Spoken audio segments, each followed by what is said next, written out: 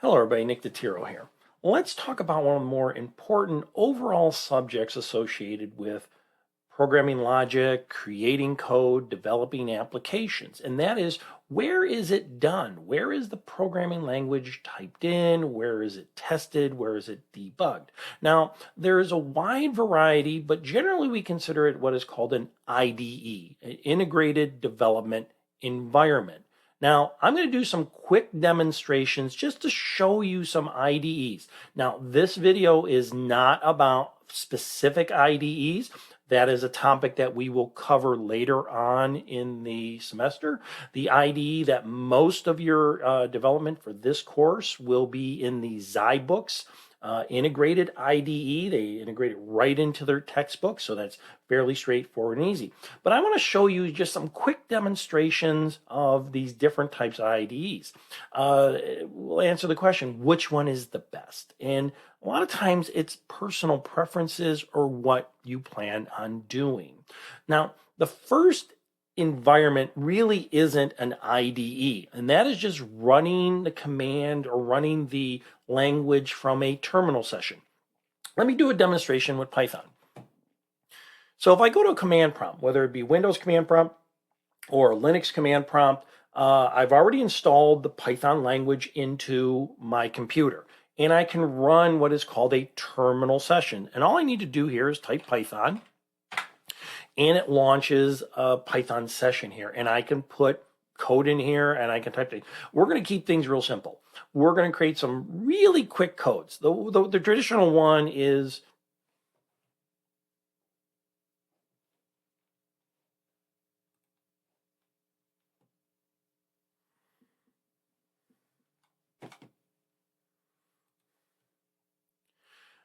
let's start with probably one of the earliest environments, what we call a terminal session, which really is not a IDE. And to do that, I need to go to a command prompt. So if I click on command prompt,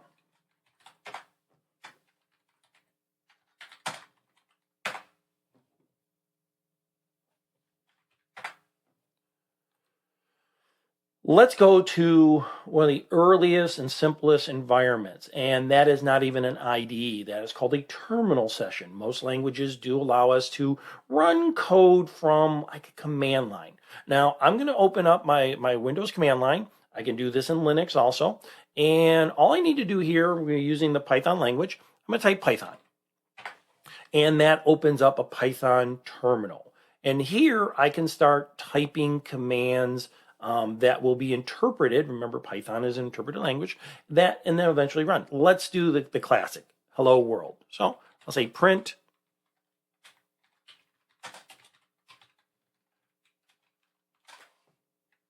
and I'll hit enter and interpret it and spit it right back out to me.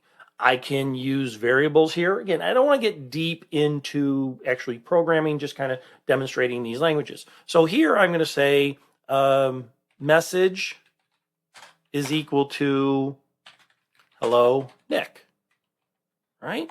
And it just stored that string assignment to the variable called message. And now if I say print message, it printed it out. It's a nice environment if you're doing some quick testing on the different languages. The next level up is to save these commands into a simple text file. Different people use different text editors. I'm quite familiar with Vim. I used VI for many, many years. But let's just use the Notepad. So I'm going to exit out of the terminal session. I'll clear my screen, but I'm going to first go to Notepad. I already have a file open. There's nothing in there, and I'm going to do the exact same thing. I'm going to print hello world. I'm going to assign a variable, and I'm going to print that. Now, because I'm doing two outputs, printing hello world and printing the message hello Nick, when I run this, I should see those two lines. Now, what I need to do here is then I save it. You can see up here, I've already created the file called main.py, but I'm just going to save it. And I'll go back to my command prompt, and I will type Python space the program's name, the file's name. Learn to type, Nick. And I'll hit enter, and there it runs. Many of us, this is how we cut our teeth into programming. We got text editors, we ran it, then we went back to the command prompt. I spent many, many years programming different languages using VI. So this might be very comfortable for some people, but it has its limitation. Now, the integrated development environment that you're going to be in is fully integrated into the Zybook environment. So you're not going to be going to command prompts, you're not going to be launching any programs, but basically when you go through the textbook, you will see the environment. So I've already opened up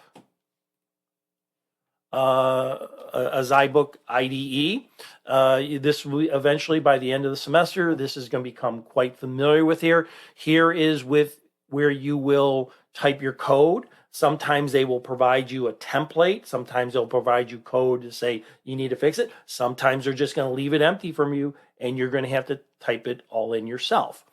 So let's do the exact same program I've been doing. So I'm going to say print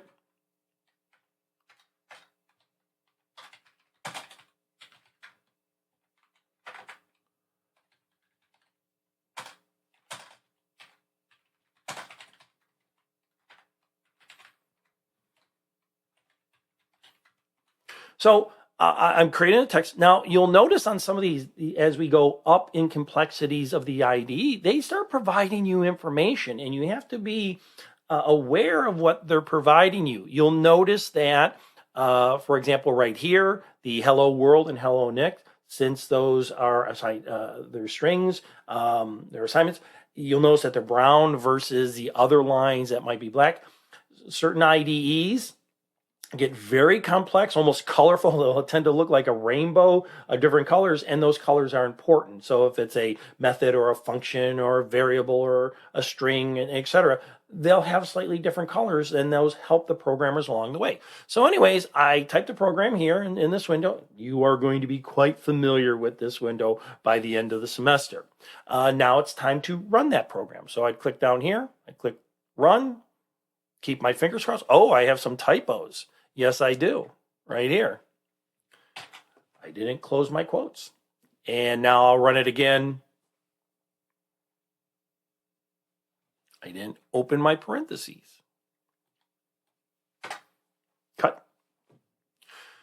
So let's take a look at the Zybook's integrated environment. Now, again, this is not just an IDE, but it's an IDE that's integrated into your textbook. So you're not going to have to launch any command lines, any programs. You go into the textbook and you go. Now, I have a blank screen here, and you can see this is the name of the program up here. And I sit here and type. So I'm going to do the exact same program I've been writing. Print hello world message equals hello Nick print message. All right. Now, a couple things you will notice here, and they're very, very subtle, but as you get familiar with these things, like anything else, when you get familiar with something, you start noticing things. You'll notice that the fonts are in different colors. I'm sorry that the screen's a little small in this regard, but you'll notice some things. These fonts are in different colors. And that is telling me things. Actually, this print here and this print here are a dark blue. And that's just because it's a function. This, what do you call it? String here, message, that's in black because that's a variable. And then the hello and hello Nick are brown. As you work through these IDEs, many of these IDEs have different color schemes to tell you what you're working in, and they'll be more clear as we work on it. Now, remember, for this course, you're going to be spending more time in the Zybook IDE than in the other IDEs that I'm going to be demonstrating. So you'll become quite familiar with this. Once I write the code, I click on Run Program. And if I typed everything correctly, there is Hello World and Hello Nick. Let's look at some other IDs. The one that a lot of us will use in other areas, it's an online IDE, or basically it's up on the cloud, and that is called Replit. So, and in Replit, it is a nice little IDE. You don't have to install anything in your program on your computer as long as you have a browser. And basically, you type the information here. So I'll say print hello world. Close this off. Now you'll also notice that it's beginning these as we go up the level of complexity. It's beginning to finish things for me. I'm going to say message equals hello Nick. Spell my name right. You'll notice that these little double quotes filled in for me, and I'll say print. You can see that it's intelligently assuming things, and I can work on there. I don't want to get bogged down in the complexities of the IDE. I'm just doing demonstrations here. And when it comes time to run this, I click on the run button, give it a second, and there's the code. Another IDE that you might come across, again, just for demonstration purposes. Don't get bogged down. Don't worry that you have to be familiar with this. I'm showing you 4 or 5 different environments to kind of say we still end up in the same location. And that one is what is referred to as IDLE, I-D-L-E. It is part of the standard Python package. Now, you may have heard the story that Python does not get its name from the snake. It gets its name as a tip of the hat to the Monty Python comedy group of the 60s, 70s, 80s. Everybody loves Monty Python. They named their IDE called IDLE. If you're familiar with Monty Python, Eric Idle. This was a tip of the hat to Eric Idle. Very similar, but we're getting a little bit more sophisticated here. Again, I'm sorry that the screen might be a little bit small, but if I say print,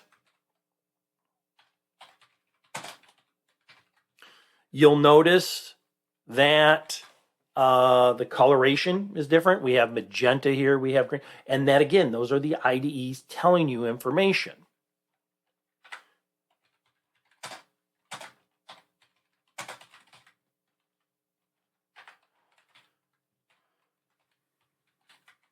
All right. Same program across multiple IDEs, and now I'm going to run this. I forgot to save. It saved it, and it ran it. It just happened to populate onto the other screen. So you can see that it print hello world, hello Nick. Finally, the one IDE that I tend to use, and a lot of times this is personal preference. Actually, there's generally 2 approaches to an IDE. One is a personal preference, something you're used to using and you prefer using. And again, as you develop languages and programs or whatever, you'll find a comfort zone. The other one is IDEs that may be assigned to you, maybe at a corporate level, the enterprise level. They say, this is what we use, you have to use it. I have my own preference, and the one that I use is something called PyCharm. It's a nice IDE. I will be using PyCharm as a demonstration platform, even though you will be using Zybooks for your own building platform. I will be using PyCharm as a demonstration platform, just because to me it's a little bit cleaner for demonstrations. We get the black screen with the writing, different color writing. So don't worry about that. What I'm doing, you have to replicate. No, you're going to be doing your stuff in Zybooks. So I'm going to do the exact same thing here. Print. You see that it completed some of my thoughts for me. It made sure I had the ending double quote, ending parentheses.